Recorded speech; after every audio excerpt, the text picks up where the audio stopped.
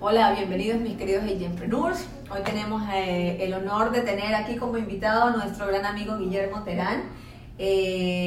Mucho gusto de tenerte aquí, muchas gracias por haber aceptado ser nuestro invitado el día de hoy. Gracias, un placer estar con ustedes. Qué bueno, mi querido Guillermo. Bueno, Guillermo es parte de la familia hace mucho tiempo.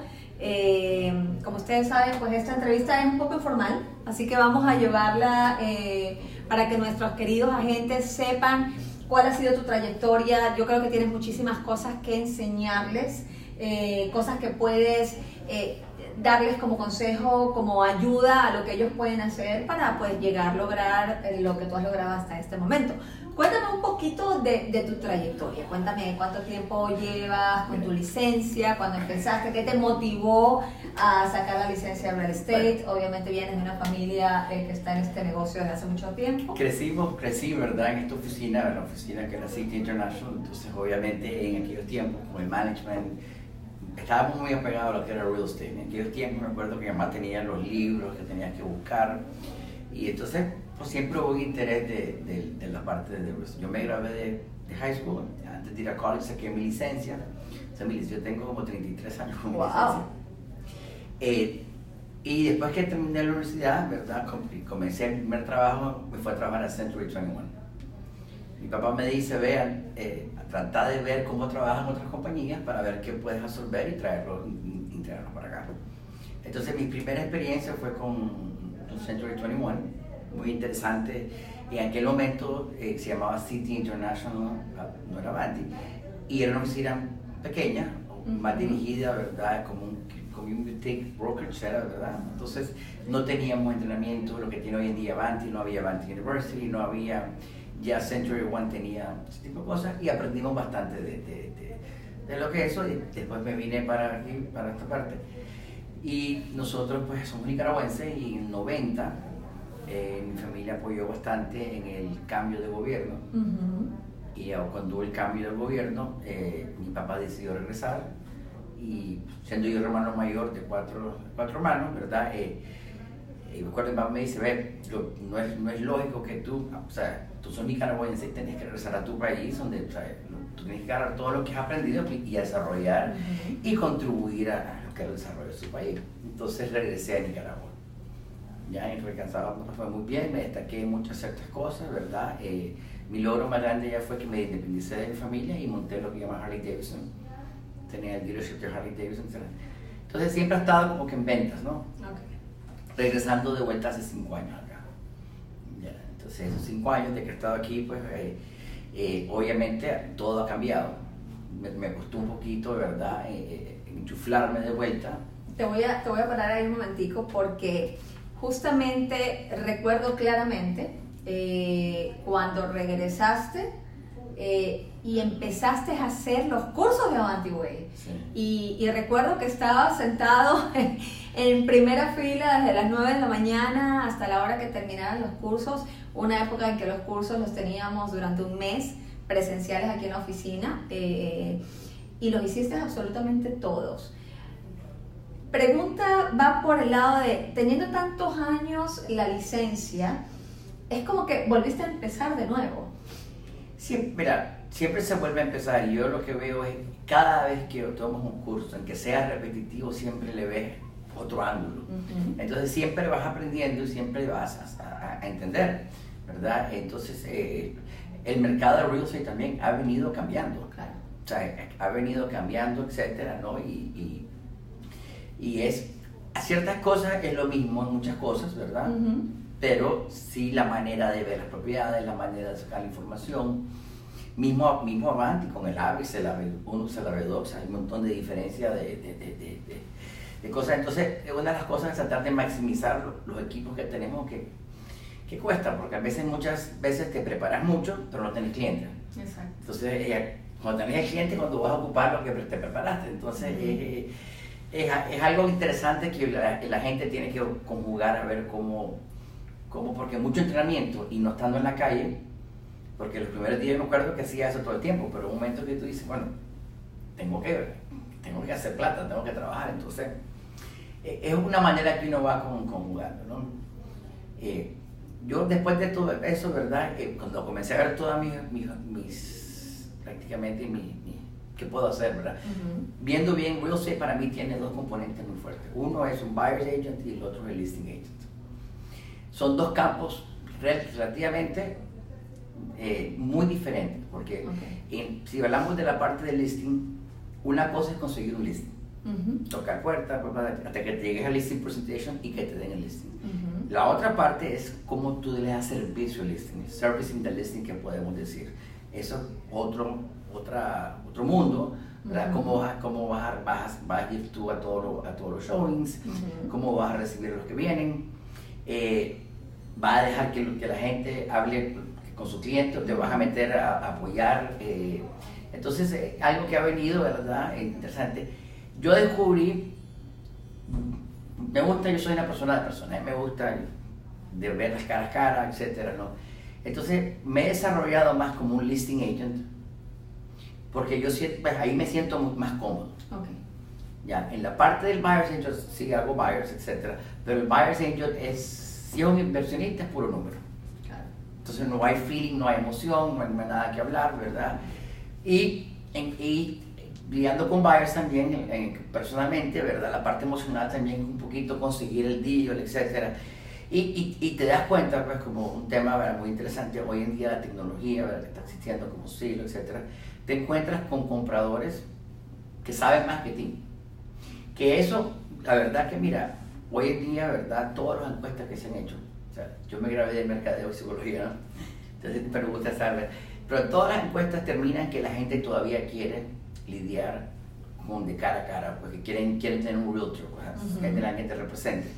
Es muy interesante, y voy a retomar, primero, si tú vas a comprar y no compras con un realtor, es absurdo porque no estás protegido, o sea, tu plata está protegida con un realtor.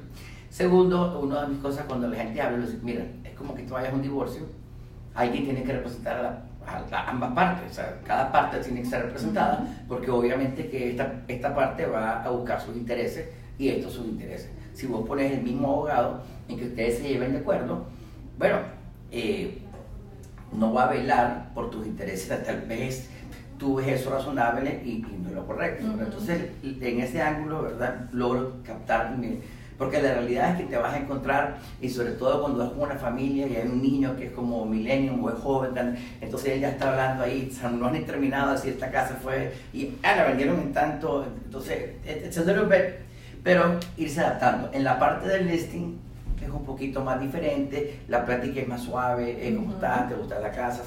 ¿Sentís el ambiente? Entonces, mis atributos de vendedor, creo que los aprovecho más ahí.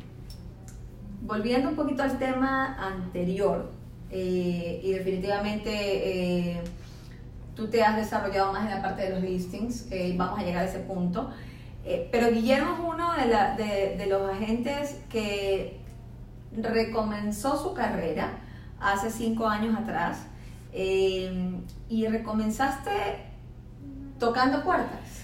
Bueno, cuando me puse a ver, ¿verdad?,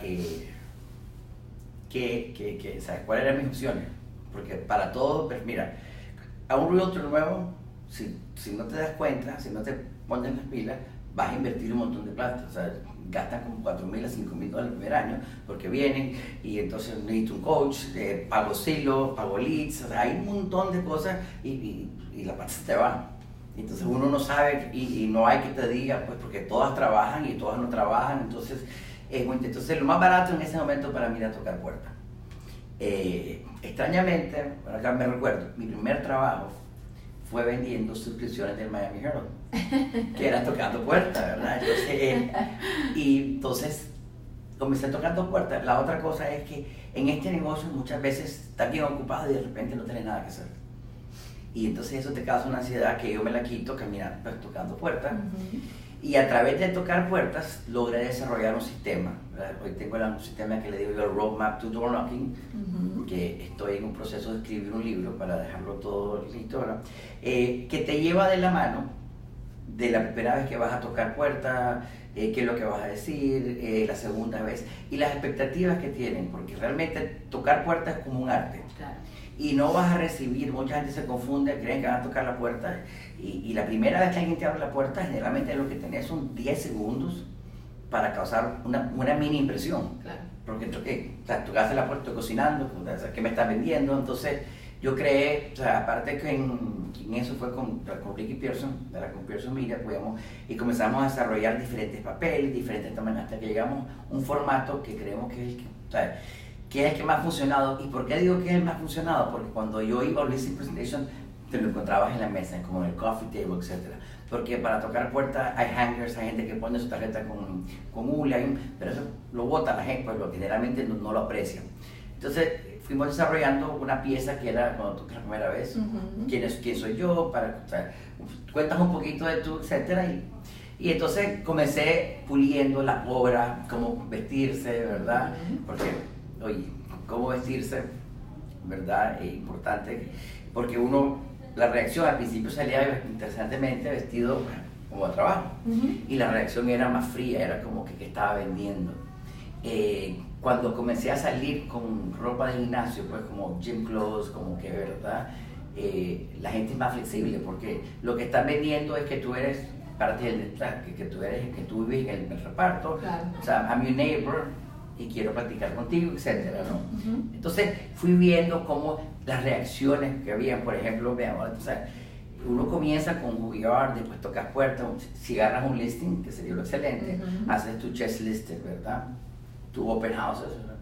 Pero cuando tú tocas la puerta con un flyer, pues tú haces tu flyer, just sold, que vendiste esta unidad, claro. Entonces tocas la puerta y le dices a la persona, mira, tu propiedad hoy vale más que ayer porque vendiste esta propiedad que está a aquel lado. Y en ese momento la reacción es bien interesante, porque ahí sí te abren la puerta, ahí te dicen, mira, pasa adentro, mi casa es mejor que aquella casa, ¿no?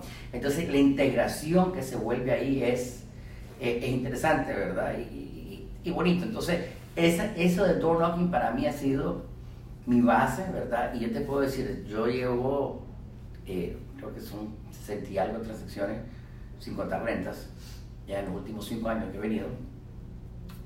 Y de todos los listings que tengo, 60% del comprador va a venir de ese mismo reparto.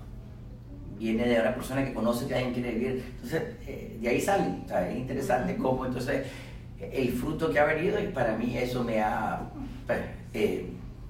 me gusta, pues, mi manera de... me quito el estrés, ando tocando puertas, ando caminando, ando haciendo ejercicio. Entonces, es una cosa que para mí, pues, me ha funcionado, ¿verdad? Te ha funcionado, te gusta, y una cosa muy bonita que haces también es que compartes esa experiencia con otros agentes que quieren hacerlo contigo. Sí, estoy a la orden, el que quiera sentarse conmigo, yo tengo todo el programa, se lo explico, etc. Porque esto es algo, mira, como todo en la vida trabaja cuando uno es constante. Así es. Claro, si vas a tocar una vez puerta y no vas a, ¿sabes? Entonces toda la vida vas al gimnasio, si vas una vez no funciona, si vas todo. Entonces la constancia, que es un atributo que uno tiene que tener, o la disciplina, que yo gracias a Dios desde muy pequeño tengo muy buena disciplina, ¿verdad? Entonces está muy terco, diría yo, ¿verdad? Yo soy 1, 2, 3, y entonces eso me ha ayudado a fortalecer en esos puntos. Continuando en el tema de los listings, porque ese es tu fuerte. Correcto. O sea, definitivamente has hecho transacciones de compra-venta donde has manejado el buyer, pero definitivamente tu fuerte es los listings. Y viendo tu trayectoria en la que comenzaste tocando puertas y al día de hoy, porque te has convertido en un agente que vende listings millonarios, que es bastante admirable, porque como tú dices, todo esto es el fruto de tu constancia, el fruto de la disciplina, el fruto del sacrificio, porque al final del día no es que sea fácil caminar bajo el sol, tocando puertas a alguien que tú no sabes si te va a recibir bien o te va a recibir mal, pero siempre importante sobre todo es la actitud, ¿no? La actitud. Pero tu trayectoria en cuanto al tipo de propiedad, al tipo de cliente al que te has inclinado, porque obviamente la primera casa que tocaste no fue una casa millonaria, sí, no, o sea, claro, la verdad. Cuéntanos un poquito de esa parte. Y en facto, ¿verdad? De repente comencé a notar que había vendido una casa en Dorado, como 800, y no me había fijado, pero ya estoy vendiendo y vendiendo arriba de casas de 1 millón y ya tenía 3 ventas. Hay una cosa que se llama el Instituto de Luxury Marketing, que te da una certificación. Ellos te invitan, tomas un curso con ellos, etc. Y el curso fue muy interesante porque se habla que tienen que luxury es otro producto.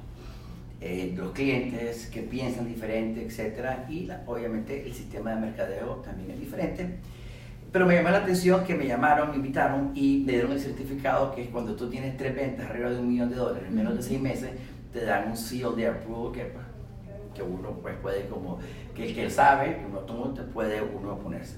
Entonces, la vida me ha llevado, ¿verdad?, a conseguir 2 listings en Santa María, conseguí el penthouse, tengo un listing de 5.6, que me ha costado vender, y sigo la lucha, pero porque voy aprendiendo, o sea, es interesante, ¿verdad?, y vendí, el otro que tenía pequeño, se logró, pequeño era 1.6, se logró vender. Vendí la casa en Coconut Grove de 1.8, entonces una casa ahorita en The Roads de 1.2, entonces me estoy alineando, ¿verdad? Ahora, a mí la parte del luxury me gusta.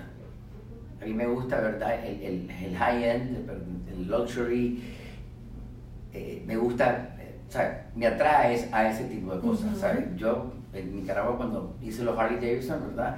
Harley Davidson en nuestros países latinos es very high-end. Aquí en los Estados Unidos es muy diferente, ¿verdad? El perfil de una persona que tiene una moto Harley que el perfil que un latinoamericano que tenga una moto Harley. Okay. Entonces es como high-end y me gustan las motos, esa es mi pasión.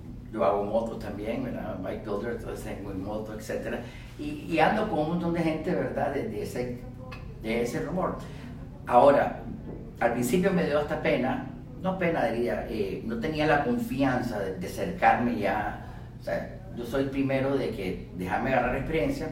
Ahora yo hoy en día me quiero desarrollar más en lo que es luxury, pero me siento que tengo el respaldo de que ha hecho algo, pues tengo ventas que yo he hecho, transacciones, o sea que yo puedo presentarme como una persona que es seria, que estoy serio en el negocio, entonces eso ha venido y estoy explorando cada vez, por ejemplo, luxury. Por ejemplo, me llamó mucho la atención que hicimos, teníamos la casa de Coconut Grove, ¿verdad? Que esa casa se vendió de tocar puertas, yo toqué la puerta, la señora vino, pero eso no se materializó, o sea, no se hizo hasta como 4 meses porque era para la hija que se iba a casar, etc.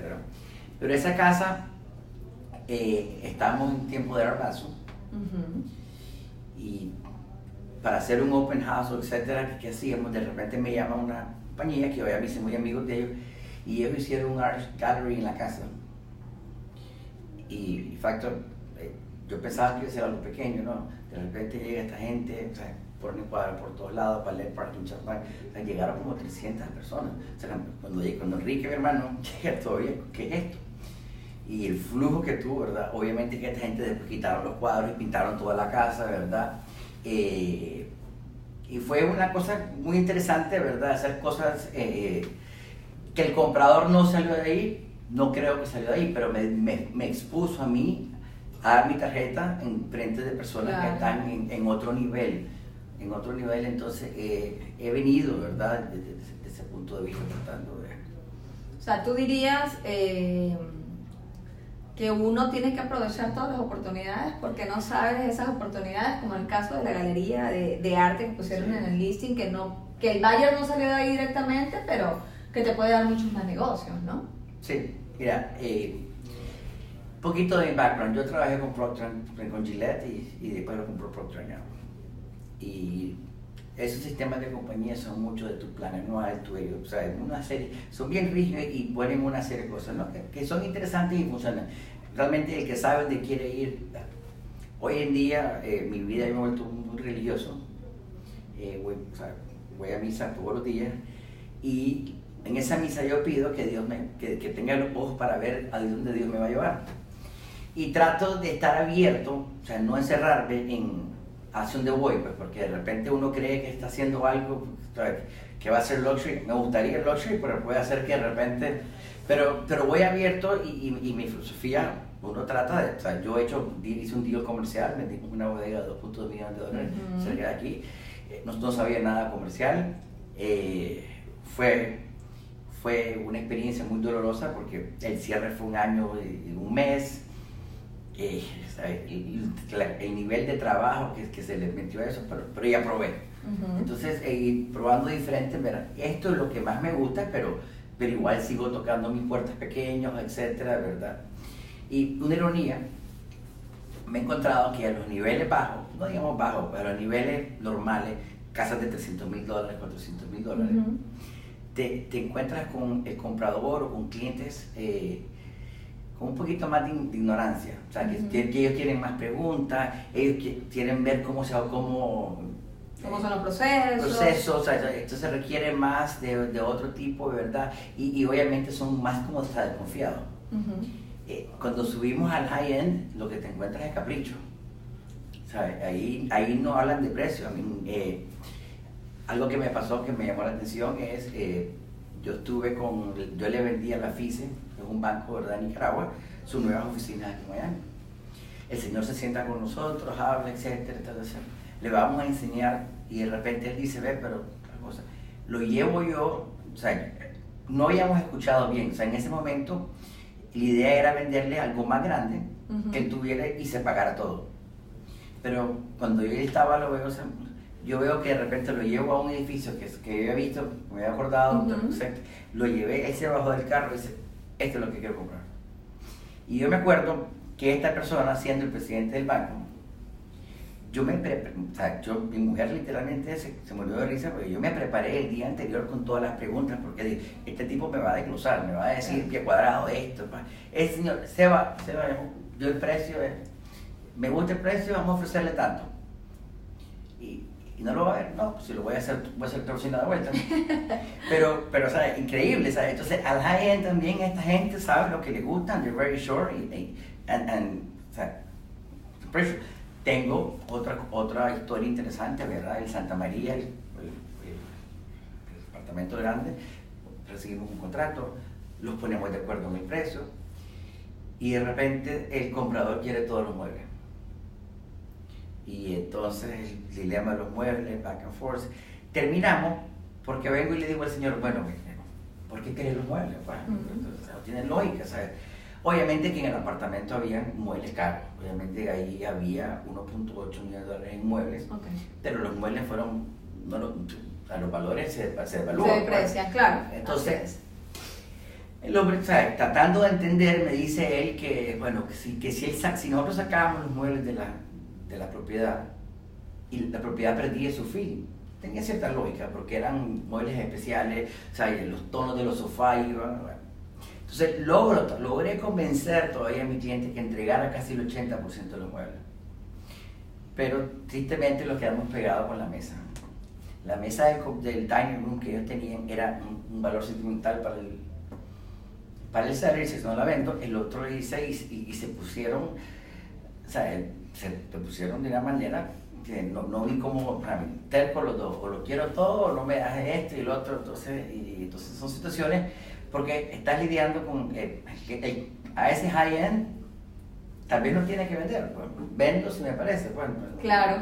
Y el comprador aquel, y es interesante porque en el high-end, ahí para pagar ellos $50,000, $100,000, realmente no les va a afectar en nada.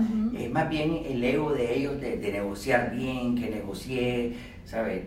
Y yo veo que muchas veces ellos no es que quieren un deal justo, tienen que haber como un challenge de que yo negocié mejor que ti. Entonces son otros factores que tienes que alimentar, ¿verdad? En las cosas, ¿verdad? Algo que me ha llamado también la atención, que me ha servido, es siempre trato de ver con quién estoy lidiando. En Google Their Name, pero me enfoco en si son republicanos, son demócratas, para no tratar de meterme en política, pero ya sabes, un republicano cómo va a pensar o la tendencia, y trato de ver a qué donan plata, cuáles son sus, ¿sabes?, si son niños de cáncer, etc. Porque he notado que a veces le tiramos, pues, ocupamos un incentivo que vamos a hacer una donación, pues, de parte de esta venta la vamos a donar, y es una causa que ellos se identifican, eso les emociona más a ellos. ¿Ya? Entonces hay cosas que tenés que ver aparte más cómo camina esta gente, ¿no? Y eso me ha abierto los ojos, pues, porque, o sea, te pones a pensar a esos niveles, ¿sabes? Subir un poquito más, uno menos, y por qué tanto si no es...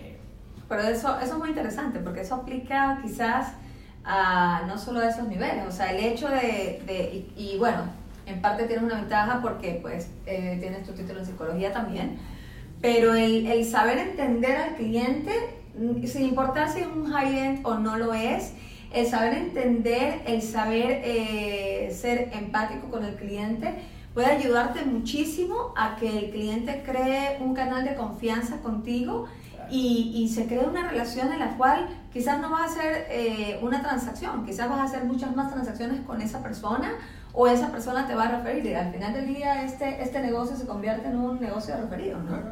Mi abuelo decía, ¿verdad? El chiquito es, si me caes mal no hago negocio contigo, ni que me traigas el mejor oferta. Si tú me caes mal, o sea, entonces, o sea, en los tiempos de antes, los latinos, había una etapa de vamos a conocerlos un poquito, y había plática y ya después entrabas al negocio. Así es. Ahora, muy diferente, ¿verdad? Pero sí. Lo que pasa es que a nivel de high-end hay mecanismos para ver, o sea, son figuras de alto perfil, de estatura, ¿verdad? Es más fácil ver, Google van a Wikipedia, van a tener la página de ellos, o sea, va a haber información sobre a otra persona que tú no conoces. Claro. Puedes sacar esta información a través de preguntas, etcétera, pero también tienes el riesgo de que te estás preguntando demasiado. Claro, todo tiene un... Entonces, cada situación es diferente, ¿no? Para terminar, me encantaría quedarme toda la tarde conversando contigo, pero tenemos que terminar. ¿Qué consejo le podrías dar a nuestros agentes?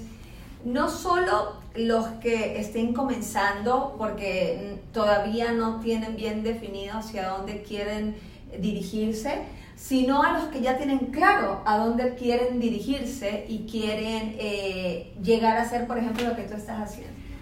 Consistencia, porque sobre todo cuando ya estás claro lo que tú quieres y ya estás claro que eso es lo que quieres, es consistencia, porque te vas a caer, ¿sabes? Vas a sentirte que it's not working, y si tú ves toda la gente exitosa en el mundo, they tried 1, 2, 3, fueron, o sea, they were rejected, pero sabían. Entonces, una vez que te enfoques en esa manera, yo creo que es la consistencia, porque toma mucho, ¿verdad? Caerse, levantarse, y créeme, o sea, yo, con Santa María para mí ha sido un año vender eso, y de repente vos ves y ya estoy, y se te bajan. Entonces, el roller coaster motion, ¿verdad? Pero uno se tiene que levantar siempre. Así es. Me gustaría ponerme a la orden.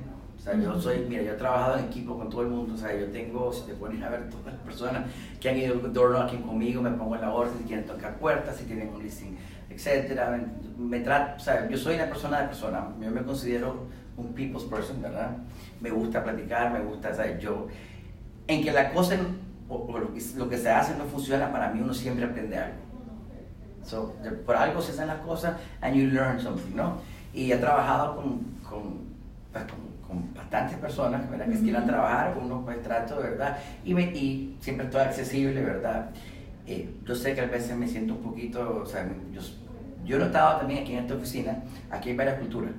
O sea, hay venezolanos, hay peruanos, yo soy nicaragüense, centroamericano, etc. Entonces a veces yo me siento que yo camino y yo no quiero, no es que no salude, ¿verdad? Pero no lo veo proper, entonces yo voy a decir, este tipo es un pedante o creído, ¿no? Entonces son cosas que he venido también adaptándome, porque realmente es un challenge, porque yo he visto que hasta el nivel de espacio de personas, hay personas que te hablan muy cerca, hay personas, entonces ha tenido que ver. Uno tiene que adaptarse en ese, porque yo creo que Avanti hoy en día, esto es una cultura nueva, and it is a multicultural. Aquí hay de todo, ¿verdad? Gracias a Dios. Que creo que eso también, al final del día, fortalece el equipo de Avanti. Definitivamente nos ayuda a todos a conocernos más. Mil gracias, Guillo. Definitivamente, Guillermo es una persona muy accesible, con él pueden aprender muchísimo, así que pues él se nos puso a las órdenes. Aprovechenlo. Muchísimas gracias. Hasta la próxima.